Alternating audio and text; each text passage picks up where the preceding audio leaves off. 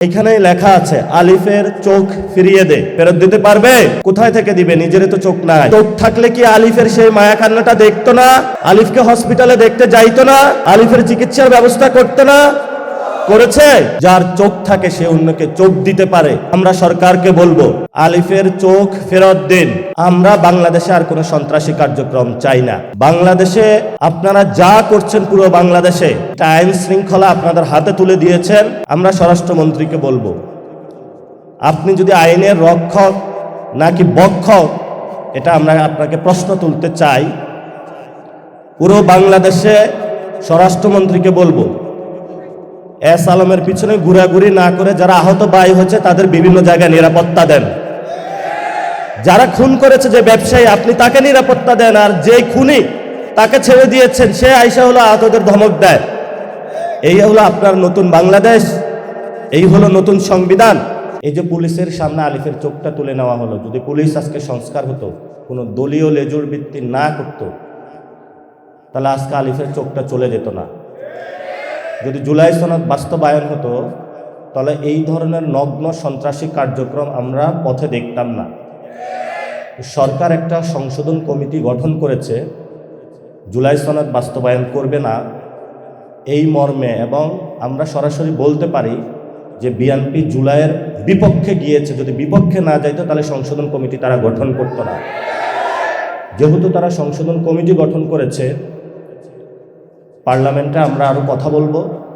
যদি এটা পার্লামেন্টে চূড়ান্ত না হয়, ইনশাল্লাহ বাংলাদেশে যত শহীদ ফ্যামিলি রয়েছে এবং যতজন আহত রয়েছে তাদের আদালতে জুলাই সনদের রায় বাস্তবায়ন হবে ইনশাআল্লাহ। 3 নম্বর, আপনারা জানেন আমাদের সার্বভৌমত্ব। এই গণ অভ্যুত্থানের পরে আরেকজন আমাদের বীর পুরুষ ছিলেন যিনি শহীদ হয়েছেন, শহীদ ওসমান হাদি। উনি বাংলাদেশের আজাদির পক্ষে কথা বলেছিলেন, সার্বভৌমত্বের পক্ষে কথা বলেছিলেন। যাকে দুনিয়া থেকে সরিয়ে দেওয়া হয়, এই মানুষটা বিচার করা হবে বলে প্রধানমন্ত্রী প্রতিশ্রুতি দিয়েছিলেন। 5 মাসে তার কোনো প্রতিশ্রুতির বাস্তবায়ন দেখি নাই এবং ভবিষ্যতে দেখব বলেও আমরা আশা করি না তার থেকে। যে মানুষগুলো আহত হয়েছে, শহীদ হয়েছে, সেই মানুষগুলোকে মুক্তিযোদ্ধা মন্ত্রণালয় ব্যবহার করে 71-এর মুক্তিযুদ্ধের পরে এই মন্ত্রণালয় ব্যবহার করে অনেক কারসাজি হয়েছিল। এখন আমি বিভিন্ন গ্রামে গিয়েছি, 1 মিনিটে শেষ করব।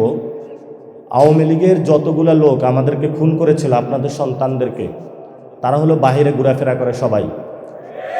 পুলিশও নিশ্চুপ, বিভিন্ন দলও নিশ্চুপ। আমরা যখন কথা বলতে যাই তারা বলে যে চুপ করে থাকেন, নাহলে চোখ উপড়ে ফেলবো। বললাম যে ভাই কি হয়েছে, একটু রাতের বেলা খোঁজ নেওয়ার চেষ্টা করলাম। প্রত্যেকগুলা সন্ত্রাসীর সাথে কারোর সাথে 10 লাখ টাকা, 12 লাখ টাকা, 15 লাখ টাকার বিনিময়ে ওসি এবং ওই জায়গায় যারা দলীয় নেতৃবৃন্দ আছে তারা ভাগ বটোয়ারা করে তাদেরকে জেল থেকে ছেড়ে দিয়েছে। এখন তারা এসে আহতদেরকে হুমকি দিচ্ছে, খায়া ফেলবো, মায়েরা ফেলবো, সব করে ফেলবো। আপনাদেরকে দেয় নাই? তাহলে আপনাদের জীবনের নিরাপত্তা কোথায়? জীবনের যদি নিরাপত্তা না থাকে, প্রধানমন্ত্রী না দিতে পারে, তাহলে আমরা কি আবার সেই শহীদের খাতায় নাম লেখাবো, নাকি আমাদের জীবনের নিরাপত্তা আমরা নিশ্চিত করব বাংলাদেশে ইনশাআল্লাহ? আরেকটি বিষয় হলো, আমি অনেক জায়গায় গিয়েছি, অনেকে এসে কান্নাকাটি করে। ওসি, উপজেলা প্রশাসন থেকে শুরু করে বিভিন্ন জায়গায় আহত যদি কেউ পরিচয় দেয়, শহীদ ফ্যামিলি যদি কেউ পরিচয় দেয়, মনে হচ্ছে যে পৃথিবীতে সেই সবচেয়ে অচ্যুত। প্রশাসন কথা বলে না। আপনারা যেগুলো বাস্তব অভিজ্ঞতার সম্মুখীন হচ্ছেন, আমরা প্রশাসনের ভাইদেরকে বলবো এখনো আপনাদের বিচার কিন্তু হয় নাই। প্রশাসনের মধ্যে অনেক খুনি আছেন এখনো লুকিয়ে। আবারও এখনো আহতদেরকে হলো 2 বছর পরে সহ্য করতে পারেন না, শহীদ ফ্যামিলিদেরকে। আমরা বলবো যারা প্রশাসনে এই খুনের সাথে জড়িত ছিল তাদেরকে বিচারের আওতায় নিয়ে আসার জন্য, এবং যারা আহত শহীদ ফ্যামিলিদের দেখলে তেলে বেগুনে জ্বলে উঠে, আমরা ওদেরকে চিহ্নিত করার চেষ্টা চালাবো, কারণ ওরা হলো গুপ্ত আওয়ামী লীগ। প্রশাসনে গুপ্ত আওয়ামী লীগ না থাকলে তাহলে তারা শহীদ ফ্যামিলি এবং আহতদের সাথে এই ধরনের আচরণ করতে পারে না।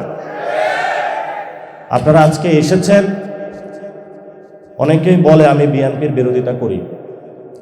আমার জীবনে আমি বিএনপির বিরোধিতা করতে যাইনি। প্রথমটা শুরু হয়েছিল, আমি যাত্রাবাড়িতে গিয়েছিলাম একটা প্রোগ্রামে, শহীদদের প্রোগ্রামে গিয়ে এক শহীদ ফ্যামিলির বাবা উনি বক্তব্য দিলেন। ওনাকে 10 লাখ টাকা অফার করা হয়েছে ওই দলের শহীদ ক্যাটাগরিতে নাম লেখানোর জন্য, 1 নম্বর। 2 নম্বর হলো ওই দিন তারা একটা তালিকা প্রকাশ করে। তারা বলে যে বিএনপির হলো 447 জন বা 547 জন, এরকম একটা তালিকা প্রকাশ করে যে আমাদের দলীয় শহীদ হলো এতজন।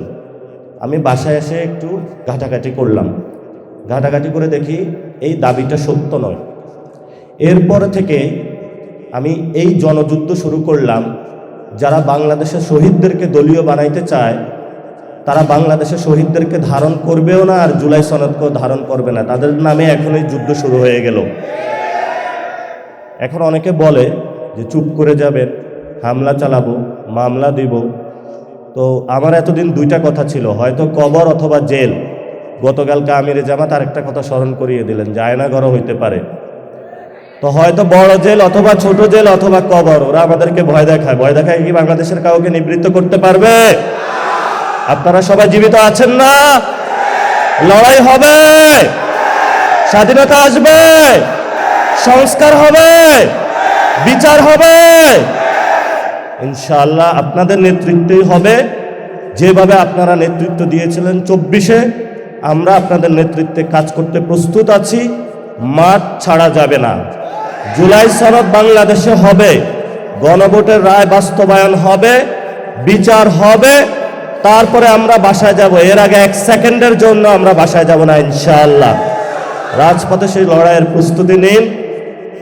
আর সম্মানিত শহীদ ফ্যামিলি এবং আহত যারা যোদ্ধা আছেন, আমি প্রথমেই 2026-এ এসে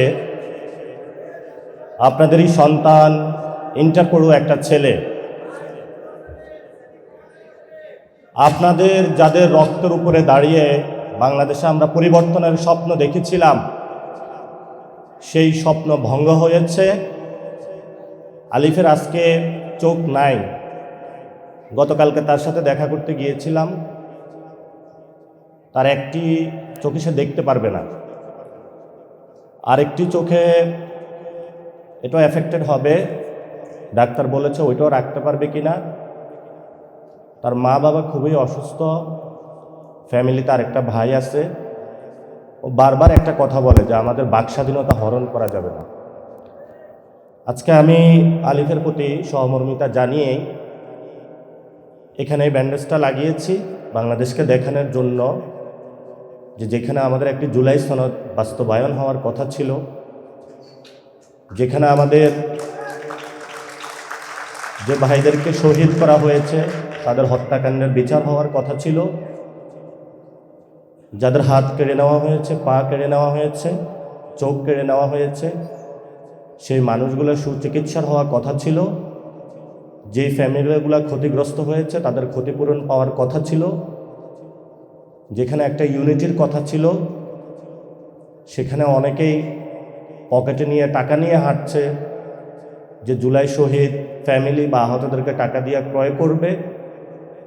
কিন্তু আল্লাহর কি অশেষ লীলা খেলা, বাংলাদেশের শহীদ ফ্যামিলি এবং আহত যারা আছেন তাদের মন এত শক্ত এবং এত পবিত্র যে দুনিয়ার চাঁদ তারা নিয়ে আসলো এবং যত টাকা নিয়ে আসিস তাদেরকে কেউ ক্রয় করতে পারবে না বাংলাদেশের ইনশাআল্লাহ।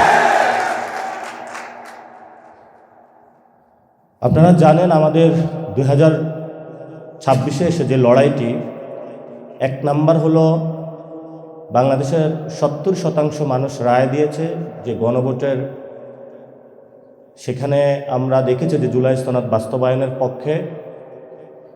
সেটা যিনি প্রধানমন্ত্রী হয়েছেন উনি 2টা ভোটে প্রধানমন্ত্রী হয়েছেন, একটা ভোটে নয়। ফলত একটা ভোট মানবেন, আরেকটা ভোট যদি না মানেন তাহলে আমরা ভবিষ্যতে আপনাকে অবৈধ প্রধানমন্ত্রী বলবো।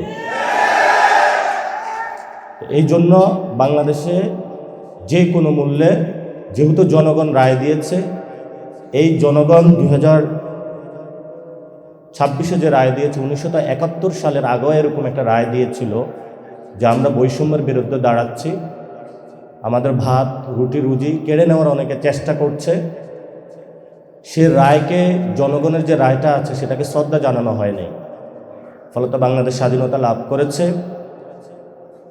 এরপরেও জনগণ অনেক রায় দিয়েছে, সেটা বাস্তবায়ন করা হয় নাই। 90-এ 3 দল মিলে একটা রূপরেখা চূড়ান্ত করেছিল, সেই চূড়ান্ত রেখাটাও বাস্তবায়ন করা হয় নাই। ফলত শেখ হাসিনা 17 বছর বাংলাদেশে ফেসিবাদী ব্যবস্থা চালিয়ে দিতে পেরেছিল। এবং সেখানের 90-এর যে আন্দোলনটা হয়েছিল, যদি 3 দলীয় রূপরেখাটা বাস্তবায়ন করা হতো তাহলে শেখ হাসিনা 17 বছর থাকতে পারতো না, এবং আমাদের 1400 ভাইও শহীদ হইতো না, অসংখ্য মানুষের হাত পা চলে যেত না। এবং অবশ্যই বাংলাদেশে যেহেতু জনগণ 70% জুলাই সনদের পক্ষে রায় জানিয়েছে, আমরা তারেক রহমানকে বলবো জনগণের রায়ের প্রতি শ্রদ্ধা পোষণ করুন এবং জনগণের ভিত্তির উপরে দাঁড়িয়ে রাজনীতি করুন। যে জায়গায় আপনি বসেছেন এটা আপনার চেয়ার না, এটা বাংলাদেশের শহীদ এবং শহীদ ফ্যামিলি এবং আহতদের চেয়ার। সেই চেয়ার দ্বারা যদি তাদের গণভোটের রায় বাস্তবায়ন না হয়, তাহলে যারা শহীদ ফ্যামিলি এবং আহতরা, সেই চেয়ার আপনার থেকে কেড়ে নেবে ভবিষ্যতে বাংলাদেশে। 2 নাম্বার, বাংলাদেশে সংস্কার বাস্তবায়ন হতে হবে। কেন হতে হবে? আমরা চাই বাংলাদেশটা পরিবর্তন হোক। এই পরিবর্তনের যাত্রায় আপনারা সবাই ঐক্যবদ্ধ থাকবেন। আমরা আপনাদের সন্তান হিসাবে আপনাদের প্রতিনিধি হয়ে কাজ করব, আপনাদের আন্ডারে কাজ